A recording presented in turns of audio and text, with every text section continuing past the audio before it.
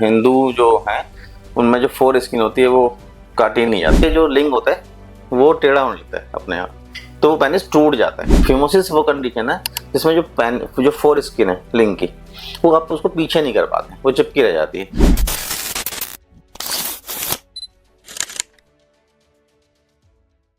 नमस्कार दोस्तों, जैसे हम लोग सेक्सुअली ट्रांसमिटेड डिजीज और काफ़ी सारी मेंस हेल्थ के बारे में बात कर रहे हैं। पिछली वीडियोस में मैंने काफ़ी सारी चीज़ें डिस्कस की थी, जिसमें था HIV थे, अदर डिसऑर्डर्स थे जिसमें सिफिलिस, गोनोरिया, क्लैमिडिया जैसी डिसऑर्डर्स थे। हमने बात की थी इजैकुलेटरी डिसफंक्शंस के बारे में, हमने बात की थी प्रोस्टेट की हेल्थ के बारे में, तो जिसमें IPC स्कोरिंग और वो सब चीज़ें बताई थी। आज हम लोग बात कर रहे हैं फिनाइल डिसऑर्डर्स, जो लिंग होता है पुरुष का, उसमें क्या क्या बीमारियां हो सकती हैं और उनको कैसे क्या सिम्टम्स आते हैं, कैसे आपको अर्लीस्ट पता चल जाए कि बीमारी के सिम्टम्स हैं तो आप फिजिशियन को जाकर दिखा सकें। जो लिंग है वो जो सबसे बड़ा लोगों को ये लगता है कि लिंग का साइज छोटा है या लिंग में तनाव नहीं आ रहा है, इस टाइप के डिसऑर्डर्स लोगों को रहते हैं। तो एवरेज जो साइज होता है, जो इरेक्शन के बाद में जो एवरेज साइज होता है वो 5.1 इंच टू 5.5 इंचेस होता है। That is the average size.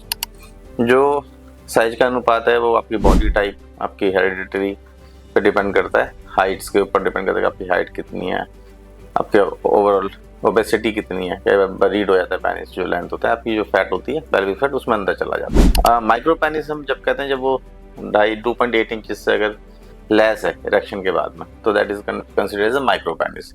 Otherwise average जो साइज है वो 5.1 इंच टू 5.5 इंच है आफ्टर द इरेक्शंस। इंपॉर्टेंट चीज़ आती है कि बीमारियां क्या क्या हो सकती हैं लिंग के अंदर। अधिकतर लोगों को पता नहीं चलता है, इग्नोर करते हैं और या फिर लेट स्टेज में आते हैं, तो उनके लिए बहुत इंपॉर्टेंट है ये जानना कि लिंग में बीमारियां क्या क्या होती हैं। तो हम शुरू करते हैं। Erectile dysfunction is one of the most important thing. Erectile dysfunction वो डिसफंक्शन है जिसमें कि जो लिंग में जो तनाव आता है आपका, उसमें डिसफंक्शन हो जाता है, यानी कि वो या तो तनाव आता नहीं है या तनाव आता है तो वो जल्दी से स्खलित हो जाता है, वो देर तक नहीं रहता। ये बहुत ही कॉमन डिसऑर्डर है। इसके लिए मैंने एक वीडियो बनाया था लास्ट टाइम हम लोगों ने, अभी थोड़े दिन पहले, वो उसमें आप जाके देख सकते हैं डिटेल्स में क्या क्या था। दूसरा जो है इंपॉर्टेंट चीज़, पिनाइल कैंसर। कैंसर जो है इनिशियली जो होता है वो एक स्पॉट की तरह से शुरू होता है पेनिस के अंदर और वो बाद में कैंसर के फॉर्म में आ जाते हैं। तो अगर आप एग्जामिन कर रहे हैं प्रॉपरली स्किन को हटा के, क्योंकि जो हिंदू जो हैं उनमें जो फोर स्किन होती है वो काटी नहीं जाती, वो इंटैक्ट रहती है, तो उसके अंदर ग्रोथ हो जाती है। जो दुनिया में जो खतने की जो परंपरा है, जिन कम्युनिटीज़ में खतने की परंपरा है, जैसे ज्यूस हैं, तो उनमें आज तक कभी फिनाइल कैंसर का कोई केस रिपोर्ट नहीं किया गया। तो ये कंडीशन ये कंसीडर करते हैं हम लोग मेडिकली कि अगर बच्चों में अर्ली खतना किया जाता है तो वो कैंसर को बचाता है, प्रोटेक्ट करता है। बट ये क्योंकि रिलीजियसली माना जाता है तो हिंदुओं में इसको फोर स्किन को रखा जाता है। तो ये उनके लिए इंपॉर्टेंट है कि वो इस फोर स्किन को उठा के देखें कि वहाँ पे कोई अल्सर तो नहीं बन रहा है। अगर अल्सर बन रहा है तो अर्ली स्टेज में जाके उसको चेक कराएं कि वो अल्सर किस चीज़ का बन रहा है। शैंक्रोइड्स हो सकते हैं, हर्पीज हो सकती है, HIV की वजह से हो सकता है, सिफिलिटिक अल्सर्स हो सकते हैं इनिशियली, या सिर्फ फंगल इन्फेक्शन हो सकते हैं, बट ये अल्सर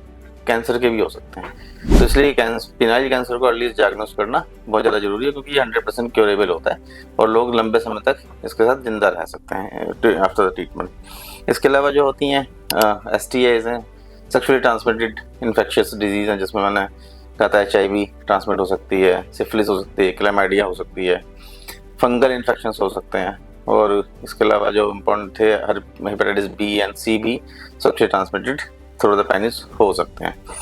इसके अलावा जो आती हैं प्रॉब्लम्स आती हैं, मेडिकल प्रॉब्लम एक आती है प्रायापिज्म। अगर आपने कभी वर्ड सुना हो, प्रायापिज्म ऐसी कंडीशन है जिसमें पेनफुल इरेक्शन होता है विदाउट एनी सेक्सुअल स्टिमुलेशन, यानी कि कोई सेक्सुअल स्टिमुलेशन नहीं होता उसको इरेक्ट करने के लिए, लेकिन वो इरेक्शन उसके अंदर पेनिस के अंदर हो जाता है एंड दैट में goes up to the 4 hours, यानी 4 घंटे तक वो जो उसमें लिंग में तनाव रह सकता है। और ये यूजुअली बच्चों में जब मिलता है तो थोड़ा सा पैथोलॉजिकल हो सकता है, जो सिकल सेल डिसऑर्डर्स होते हैं बच्चों में, sickle cell anemia, sickle cell neoplasm वाले बच्चों में ये हो जाता है 5 से 10 साल के बच्चों में। तो अगर आपके बच्चे को पेनिस इरेक्शन हो जाता है तो आप उसको दिखाएं जाके डॉक्टर को, ब्लड टेस्ट जरूर कराएं ताकि पता चले कि उसको सिकल सेल एनीमिया तो नहीं हो रहा है। इसके अलावा 20 से 50 साल के पुरुषों में भी ये हो सकता है, प्रायापिज्म होता है। इंपॉर्टेंट चीज़ 2 है, एक है 4 घंटे या उससे ज़्यादा का इरेक्शन, दूसरी इंपॉर्टेंट चीज़ है विदाउट एनी सेक्सुअल स्टिमुलेशन होता है। एंड अनदर इंपॉर्टेंट चीज़ है नेक्स्ट जो आती है वो ना पिनाइल फ्रैक्चर। आपने पता नहीं सुना या नहीं सुना, but I have treated lots of patient with penile fracture. Penile fracture मतलब लिंग का टूट जाना, जैसे हड्डी टूटती है ऐसे ही जो इरेक्टेड लिंग होता है, अगर उसको फोर्सफुली थ्रस्ट किया जाता है या उस पर चोट लगती है या फोर्सफुली एक्ट करते हैं इरेक्शन के बाद में, तो वो पेनिस टूट जाता है ना। पता कैसे चलता है? पता ऐसे चलता है जब इरेक्टेड होता है पेनिस, सडनली वो टूट जाएगा, एकदम से पॉप की आवाज आती है, प्रॉपरली क्लिक साउंड आती है और जो इरेक्शन है वो तुरंत चला जाएगा एंड सीवियरली पेनफुल होता है। It is a kind of medical emergency होती है। मेडिकल इमरजेंसी ये है क्योंकि वो फ्रैक्चर है तो वहाँ ब्लीडिंग होती रहेगी। उसके बाद में क्या होगा, अगर आप ट्रीटमेंट नहीं कराते हैं टाइमली, तो जो उससे नीचे का पार्ट है वो तो इरेक्टेड होगा फ्रैक्चर से नीचे का, उसके ऊपर का वाला पार्ट वो इरेक्शन में नहीं आएगा। यानी कि दो कंडीशन हो जाएंगी उसमें, एक तो ये कि वो प्रॉपर्ली इरेक्ट नहीं होगा, दूसरा ये कि वो परमानेंटली फाइब्रोसिस हो जाएगी उसी कंडीशन, टेढ़ापन आ जाएगा उसके अंदर। तो लेटर ऑन जो आपका एक्ट है, सेक्सुअल एक्ट, उसमें आपको प्रॉब्लम आ सकती है। तो इसलिए पेनाइल फ्रैक्चर अगर कभी होता है तो मेडिकल इमरजेंसी के तौर पे जाके आप डॉक्टर को दिखाएं ताकि वो टाइमली उसको कर सकें। डॉक्टर जो है वो वेरियस इन्वेस्टिगेशंस कराते हैं या एमआरआई करा के उसको कंफर्म करके सर्जरी कर देते हैं और वो ठीक हो जाते हैं उसके बाद में। इसके बाद में एक और डिजीज होती है पेरोनीज डिजीज। पेरोनीज डिजीज थोड़ा ओल्ड एज में होती है, यूजुअली जो कार्डियक पेशेंट्स होते हैं, डायबिटीज होते हैं, ये उनमें देखने को मिलती है। और पेरोनीज में होता क्या है कि जो लिंग होता है वो टेढ़ा होने लगता है अपने आप। टेढ़े होने से क्या होता है कि आपको सेक्सुअल एक्ट में तो दिक्कत होती है, वो इरेक्शन के टाइम में पेनफुल हो जाता है, प्रॉपर्ली इरेक्ट नहीं हो पाता वो उसी कंडीशन में, तो फाइब्रोसिस होने लगती है। जो मेन स्टेज जो है ट्रीटमेंट का वो है अर्ली इंटरवेंशन। अर्ली इंटरवेंशन इसलिए क्योंकि इसके जो रिजल्ट्स हैं बहुत ज़्यादा अच्छे नहीं हैं इलाज के बाद भी। खाने की दवाइयों पे कुछ इलाज होते हैं, सर्जरी भी होती हैं पेरोनीज डिजीज के, लेकिन बहुत ज़्यादा अच्छे रिजल्ट्स आते नहीं हैं उसके अंदर। इसके अलावा एक चीज़ होती है बेलेनाइटिस।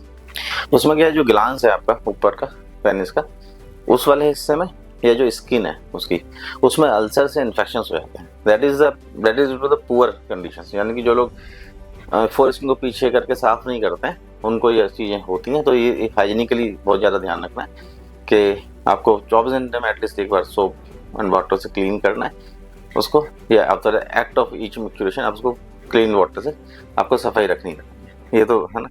इसके अलावा दो ही कंडीशंस आती हैं बच्चों में जो देखने को मिलती है, that is a phimosis and paraphimosis. Phimosis वो कंडीशन है जिसमें जो फोर स्किन है लिंग की, वो आप उसको पीछे नहीं कर पाते, वो चिपकी रह जाती है।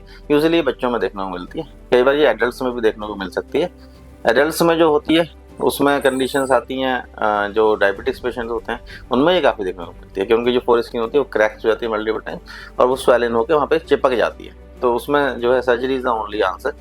पैराफीमोसिस ऐसी कंडीशन में स्किन ना पीछे चली जाती है और फिर वो आगे नहीं आती, तो वहाँ पे एक रिंग बना लेती है and that is a medical emergency. उसके लिए अगर पैराफीमोसिस किसी को हो गई है तो वो तुरंत जाके मेडिकल इमरजेंसी में दिखाएं ताकि वो उस फोर स्किन को कट के उसको रिलीज किया जा सके। वो एक रिंग बना लेती तो वहाँ पे, वरना वो उसको जो ब्लड सप्लाई है उसकी रोक देती है पेनिस के उसको, तो ना वहाँ की फोर स्किन जो है खराब हो सकती है सारी, या जो ग्लांस है उसको भी वो खराब कर सकती है। तो पैराफीमोसिस एंड इसको फीमोसिस का तुरंत जाके दिखाएं।